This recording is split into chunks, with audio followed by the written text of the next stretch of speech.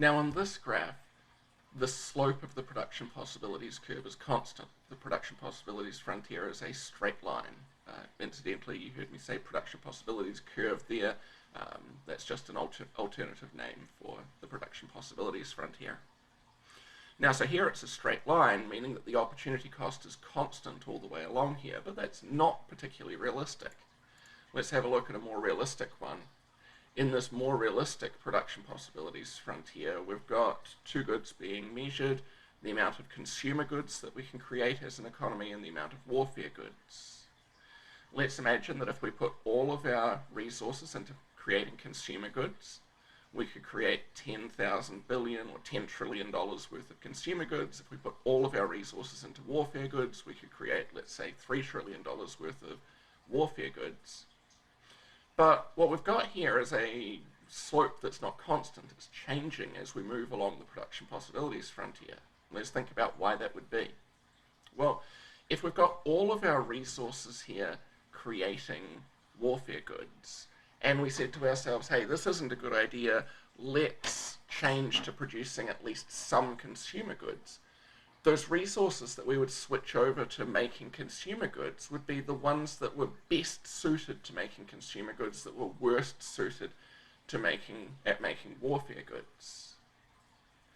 In this situation, I always think of my grandmother. So here's a picture of her. Jeannie is her name, and she's a really, really good artist. She can create paintings, not just that are beautiful, but she can create them incredibly fast. She came to visit me and my family a couple years back, and she, like most days, what she would do is she'd wake up maybe 8 o'clock in the morning, come down, get a cup of tea and some breakfast, because in New Zealand we're good British type people, we love our tea.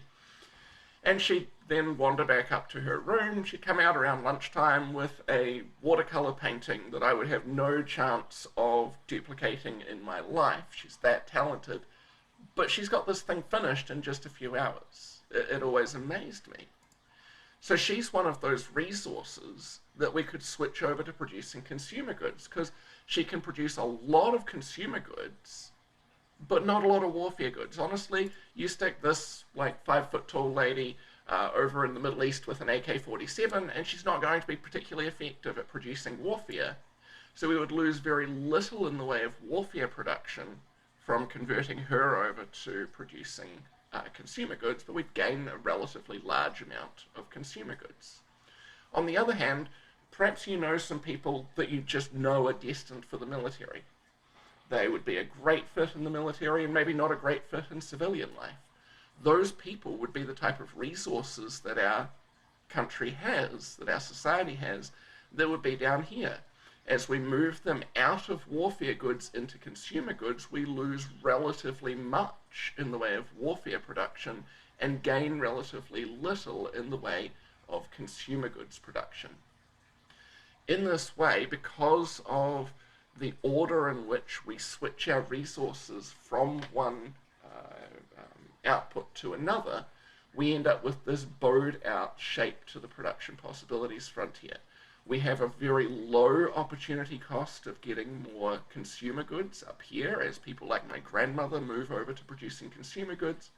But as we exhaust people like that and we move on to the people who are really well suited to the military, we gain relatively few consumer goods by losing relatively many warfare goods. We have a really big slope, really high opportunity cost for creating those consumer goods.